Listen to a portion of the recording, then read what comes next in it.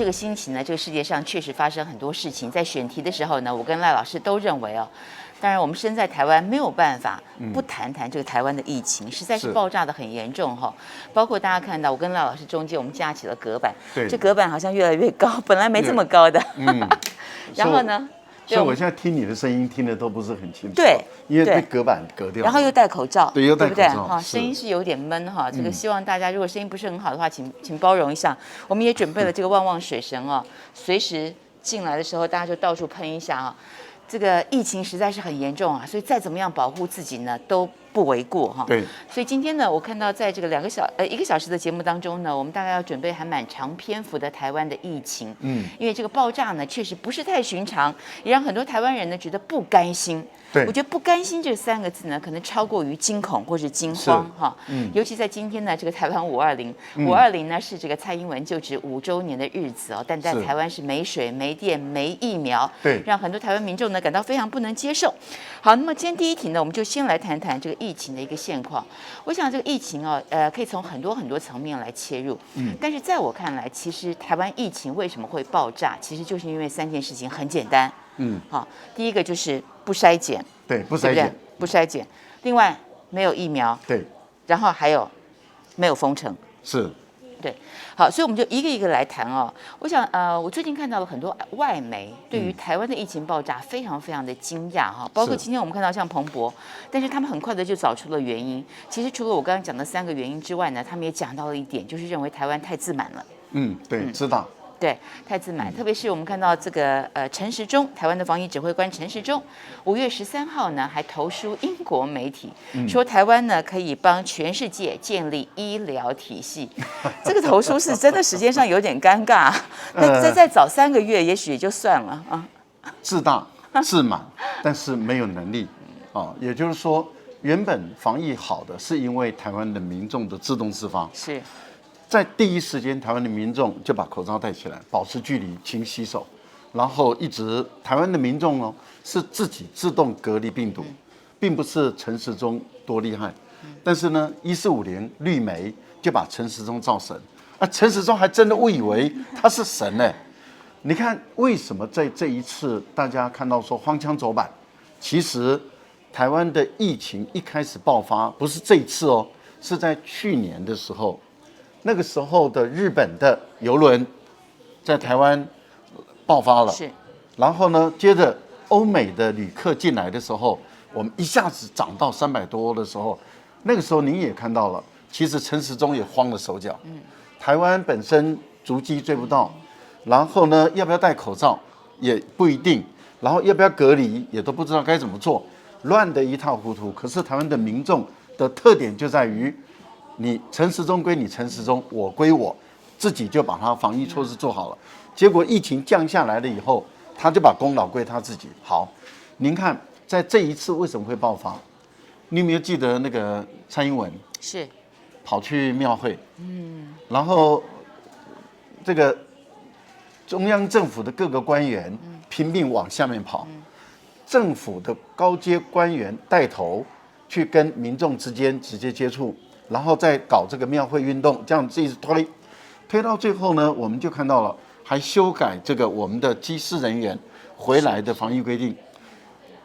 民进党提名的不分区的立委，范云，他本身召开协调会，把我们的机师到海外去回来的时候的隔离时间，把它缩短成为3天，结果有了一个缺口。这个东西是最蹊跷的，为什么？因为现在这个疫情蔓延的今天啊，基本上台湾人不可能再出境了嘛所以唯一会出境的就是机师机组员。是，照理说呢，他们是唯一可能把病毒从外面带回来的，对，他们的防疫应该更严格。对，但台湾的思考就很奇怪。我之前访问这个台湾的防疫专家啊，邱淑媞，他讲得很好，我觉得一言以蔽之，叫做台湾的防疫没有逻辑，是没有逻辑。最危险的地方应该最严格，但台湾不是。台湾最危险的这群人呢，他的标准是日益的宽松。是，但是这个就像是赖老师讲的，我觉得台湾人可能太自满。但我必须要说的是哈，在第一波赖老师刚刚说，像这个邮轮带回来的病毒啊，那个时候因为全世界都刚刚开始啊，对，台湾的守忙脚乱还有一点点道理。但是呢，病毒对于台湾是仁慈的，多给了我们1年的时间。1年呢，这1年当中呢，我们看到了意大利的惨况，看到了英国，看到了美国，看到了巴西、南非，看到了全世界的惨况。我们也看到了大家如何慢慢的恢复，慢慢的振作。甚至呢，现在我们看到欧盟也好啊，美国也好等等都要解封了。对，所以他们的一路走来，说实在啦，血泪斑斑。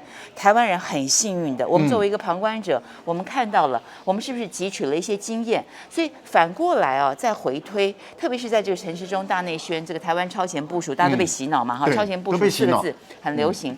所以呢，病毒给了台湾1年的时间，现在轮到我们了。我们非常非常的幸运，晚1年才爆发，但是呢，有比较好吗？没有啊，所以就不太能够理解哦，在这个节骨眼，我们还把最危险的地方，然后把它放松，然后这个时候呢，台湾才赫然发现，经过这1年，我们还是没有疫苗。经过这1年，我们的筛检能力还是不足，我们的筛剂还是不足。经过这1年，我们的负压病房才3天，一下子就已经吃紧了。对的。所以大家就开始在想，那请问一下，我们过去1年我们在做什么？什么都没做啊，陈时中什么都没有做啊，就是做宣传啊，穿花衬衫，然后穿这个日本的那个木屐，然后跑到街上去跑跑照。重点就在于您刚刚讲的一点非常好，就是给我们的1年的时间，而且呢，在世界各国的案例。还有大陆的案例都告诉我们，要筛检，要普筛，而且要多次的筛，把病毒感染的人把它找出来，找出来以后赶快对他进行隔离治疗。这个是已经从大陆的经验、美国的经验、欧洲的经验都告诉我们一定要做这件事。但是问题就在于陈时中却坚持不筛。也就是说，不筛检就没有伤害。对，您记不记得那时候在桃园不是那个诺富特旅馆发生的这样的一个群聚感染的时候，其实大家都知道说已经是第2次了。第1次是发生在那个我们讲的那个部桃医院，对，是就是卫生署的这个附属的医院在桃园已经有群聚性的感染。第2次发生在桃园的旅馆，机场旅馆有群聚性的感染。所有台湾的绝大部分的防疫专家，还有传染科的专家都告诉陈时中说，应该有社区感染，所以应该赶快进行筛检，把被感染者找出来，给他做隔离治疗，坚持不肯普筛。郑文灿，桃园市的市长也支持陈时中。就是不普筛，就不让台湾的民众知道桃园的感染的情况多么的严重。这个东西很有意思，就是说，所以说台湾的防疫术独步全球，对，就叫做不普筛，因为不普筛就没有伤害，就没有确诊。像不像当初印度？对，所以台湾刚开始就天天加零嘛，对不对？每天很开心，陈时中开记者会，前面放了很多水果、香蕉啊什么，顺便帮忙促销农产品。但是我必须讲啊，台湾民众的当初的满意度有多高，现在的反弹跟愤怒就有多大。是你记不记得当初我们防疫守得好的时候，陈时中他的民调呢一度超过了蔡英文，是全我们看到蔡英文团队里面当中最高的。当时大家还说他会功高震主，对。但是现在呢，最新的民调显示台湾人对于政府防疫感到不满的高达87%，非常不满，非常非常高。但是另一头很有意思的是，对于县市政府防疫满意度却高达54%对整个蔡英文团队不满意87%，对于地方县市政府满意却有54%那是因为我们的这一些市长，例如说像卢秀燕，卢秀燕她跑到前面，一定要把市民的健康保护好的时候，你看当初陈时中他们要怎么修理卢秀燕，然后你看看林佳龙，然后或者一堆民进党的人，每个人都虎视眈眈的准备要修理卢秀燕。结果你看，台中市民知道卢妈妈在保护他们的身体健康，台中市民会反映出来，我们支持卢妈妈。包括了最近的侯友宜，还有这个柯文哲嘛，都做得非常好尤其是柯文哲台北市长，因为他是医疗专业，他自己是医生出身他是在这个急诊室，所以呢，他跟这个侯友宜讲好，就设了这个普筛站这很重要。就一设之后不得了，我们看到整个疫情大爆发，而且这是让陈时中很不开心，很不开心，你怎么可以设这么多普筛站？所以最蹊跷的就是呢，其实当初赖老师讲的，对不对？我们台湾疫情第一个破口是桃园，是因为桃园有机场啊，对，所以不管是布桃医院，不管是这个诺富特的一个过境旅馆等等，都爆出来。照理来说，以国际间的逻辑来说，哪个地方爆出来，我是不是先封掉？对，因为现在对付病毒就2个方式嘛，第一个把你包围起来、围堵起来，不让你扩散；第二个呢就是赶快打疫苗，对，就是这2个方式。所以说，按照当时所有专家就说呢，像是诺富特也好像是布桃也好，其实应该进行这样子好了。我们不要讲更大范围一点点。你讲到普筛，你想到2300万人普筛，这个是民进党是无法接受，我们的动能也不够，钱也不够，但是可以小范围的普筛，比方说好像是整个布桃医院，还有附近的一个社区，像诺富特也是一样哈。但是很不可思议的是，这2个地方爆发呢，桃园市政府完全无所作为。对，没有任何作为，也不进行普筛。因为郑文灿怕你要知道，对你想想看，疫情已经爆发到现在超过1个星期，对，新北市、台北市各地的普筛站都已经建立了，是桃园今天才开始，对，今天才开始。对郑文灿来说哈，他一直想方设法不让大家知道桃园感染的情况有多么严重。对。但我要问一下赖老师哦，你对于政治也很娴熟哦。现在大家都说，你看看桃园守不住了哈，这个嘉陵神话被戳破了哈。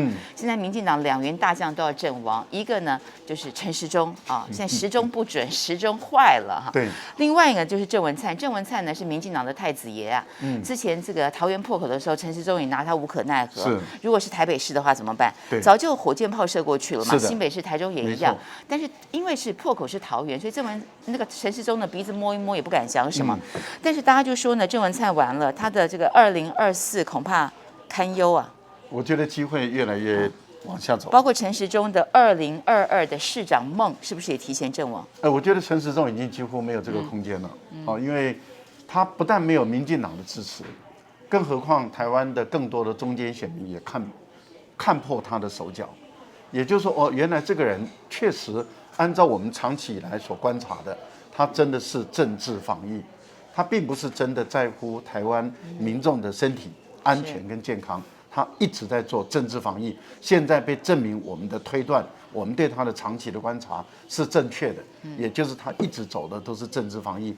所以到目前为止，所有的很早以前台湾的防疫专家，就是说台湾其实很脆弱。对，他说因为台湾没有疫苗，台湾没有打疫苗，台湾没有比较大片的病毒感染，所以台湾的民众普遍身上没有抗体，没有抗体的情形下，他就很脆弱，很脆弱。你要利用这一段时间，赶快给台湾的民众打疫苗，这样子台湾的民众就有抗体了。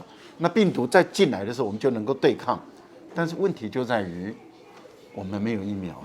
所以这波台湾的疫情爆发，我们看到很多这个境外的媒体啊、评论员很惊讶，但是身为台湾的防疫专家，其实并不惊讶哈。是。台湾的防疫专家很早就开始逆时钟，面对这一天呢，他们并不意外，因为像赖老师讲的，我们不但没有疫苗，而且我们是罩了一块黑布啊，对，完全不透光哈，完全不透明，它是一个这个完全没有普筛，你当然就不会有确诊嘛哈。所以这个过程当中，现在又来了，因为我们台湾的这个警戒总共有4级啊，第4级就是最严重的，就是全面要停班停课，要这个封城了，其实等于是封城啊。对，但是现在呢，我们就只有3级嘛，这个只有3级呢，就是说，现在也宣布停课了啊，所有学校都停课了。但是呢，停课不停班，第一个对于家长来讲造成一个很大的一个困扰，尤其是孩子比较小的怎么办？是。那虽然说可以请防疫假，但防疫假是没有薪水的啊，所以对家人的这个生计来讲也会造成影响。但是第二个呢，就是说孩子在家里面很安全，但是家长四处流动啊，对，那这个防疫又是做半套嘛，所以这个防疫还是一样，就是它没有逻辑可言。如果你真的要围堵病毒的话，是大家全部在家里面都不要动了，对，病毒就不要流窜。所以现在很多我所接触到、我所访问到这2天的一些防疫专家，大家都大声疾呼，不要再在乎面子问题，赶快封城吧。对，因为你要掌握这个优势，因为台湾民众很愿意配合。我们看到欧美呢是。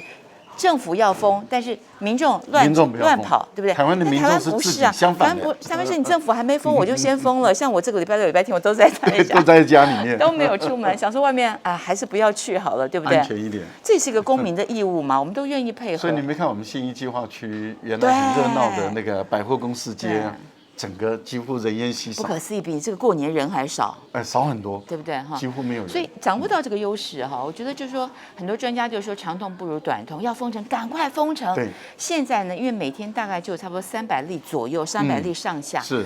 这个时候呢，可能还有救啦，讲的白话一点，还有救。但因为这300例，大家注意到哈，因为现在筛检的动能非常不足啊。这个台北大概只有5个筛检站，现在各地的筛检站呢，大概都不会超过10个。所以这么少的这个筛检能量来讲，当然它的确诊数就不会高嘛。好，因为分母不大，所以分子也不会大。那么未来假设哈，现在大家担心，因为现在东部也阵亡了，对，本来东部一块净土还保留住，现在花莲也有了，所以病毒在全台乱窜。过去说呢，天气热的时候，病毒会比较抑制啊，疫情会平息，但是根本没有。你看看新加坡，看看泰国就知道，这个假设是不成立的。那么我们现在台湾怎么办呢？唯一的方法，专家说就是2个：第一个，赶快封城；第二个，赶快打疫苗啊。疫苗的部分，我们稍后来谈一下。所以第一个，我想就看到了这个在这波疫情当中呢，民进党恐怕啊，这个要阵亡了几员大将啊。这几员大将像郑文灿嘛哈，是赖清德的这个爱将。你看到哈，讲到封城，另外一个最新的民调哈，台湾民众非常的支持确诊暴增的这些县市进行封城。这个赞成的高达82%啊，是，所以这个东西跟陈时中他们发布的讯息不太一样。陈时中发布的讯息就是说，你现在封城怎么办？那大家这个生活的支撑就没了啊，就很不方便啊，等等，会造成一些民怨呐。但是民调显示民众是支持的。像是这样子哦，因为如果一旦真正进入封城了以后，我们很明显的看到陈时中之后，他整个韩蔡英文、韩苏贞昌他们都不知道该怎么做了。对啊。为什么我会这么笃定的说哈？各位观众朋友，你想想看，一旦封城的意思，也就是我们所有的人全部都停止在外面的活动，对，都回到家里面来。那我们每一天唯一能做的事，就是去采购我们所必要的基本的民生的物资，1周3次。对，那或者是说我们不采购，而是它就放在小区那边一个集中站，我们去领取。好，讲到这里的时候，您就可以理解了，陈时中他怎么建构这样的一个物资配送中心。也就是说，大台北地区600多万人，台北200多万人，新北400多万人，大台北地区600多万人，这些人每一天要吃的，要用的东西，这些物资，你要从哪个地方来调配上来，然后要送到每一个社区，或是送到每一个这个集中的一些商店，然后这个商店外要有检疫人员在那边做人流的管制。那这样的一个情形下的时候，对陈时中、苏贞昌跟蔡英文，第一个他们没有准备，他们也没有能力；第二个，马上要进行普遍性的普筛，也就是2300万人全部都要筛检出来了以后，如果有很多无症状的感染者，该怎么办？那就必须要建立方舱医院。不过到现在为止哈，这个陈时中并没有松口要普筛，而且他也完全不赞成普筛。甚至呢，现在连小区域的普筛，比方说整个社区，这个社区附近有嘛，要自己做都不行哦。他也不赞成。他也不赞成。然后你看到现在在香港、在美国很多超市可以买到这个筛剂哈，大家自己去，现在不一定要戳喉咙，现在验血。好，现在用验血啊。其实我那边有一盒，你知道吗？这样验血的话哈，其实它也可以，但是当然了，它的精准度可能没有那么高，但是你可以进行第1轮的管控嘛。对。假设验了你发现你阳性，是不是赶快通报救护车？对。然后赶快把你去进行一些隔离等等。但是当然，如果验没有的话，你还是不要掉以轻心。可是秀芳，陈时中的问题是在于他怕你验有。对。验有了以后，我把你送到哪里去？所以到此刻为止，大家要知道我没有地方送啊。所以赖老师，我觉得你太善良了。你刚刚觉得说不封城呢，还是因为物资的配送来不及？我觉得错。我觉得他完全不是考虑这个，他怎么可能考虑这个？他考虑的，我觉得还是接下来的公投啊，828的公投，还包括这个明年的选举等等。为什么？因为此刻为止呢，疫情才现在进入3级，之前他死也不愿意讲进入3级嘛，直到烧成这样，没办法正式宣布全台湾进入3级。那3级呢，他现在想方设法要压下来。我所谓的压下来，不见得是透过普筛跟疫苗，而是透过就不太筛啊。那不是鸵鸟心态，就是把它压下来。所以他最后还是可以宣称我们打赢了病毒，我们并没有进到4级，然后也可以跟外媒境外的告诉大家，你看我们台湾还是很厉害，我们台湾没有像美国这么惨，没有像英国这么惨，我们并没有进到第4级。人家美国是做大范围的筛检呢。所以台湾这个昨天陈时中记者会当中，他就告诉大家，第一个要管制假新闻，打击假新闻。重点是这个恐吓了。如果你发布的讯息跟他不符合的话，要罚你了。对，这叫做假新闻。跟陈时中团队还有地方县市政府，他说必须要齐一脚步。昨天他这4个字呢重复了好几次，所以我们要接到这个讯号。他又把把权力抢回来吗？是的，要接到这个讯号。那么另外呢，就是我们看到蔡英文今天520日子不好过，大概是史上呢最灰头土脸的一次520。他的民调呢整整暴跌了2成。2成呢？对。但暴跌2成也还有4成，这我有点吓到。但是5成的人不信任他了，就5成的人不再信任他未来的执政了。对，5成呢，不信任他未来3年能够干好事。其实在过去很多蔡英文开的这个支票并没有兑现，但是我觉得它的严重程度，都比不上这次的疫情，因为疫情前面就是我刚刚讲的，我们满意度太高了。你的满意度有多高？现在皮球反弹，你的愤怒值跟你的失望值就有多高啊！是，所以台湾人民现在突然之间大梦初醒，才赫然发现，经过了1年，我们一直在讲你看我们台湾人好幸福好棒，但才发现现在此刻为止怎么办？是，所以今天我标题下的是呢，其实这个标题我很早就下了本来说台湾 can help。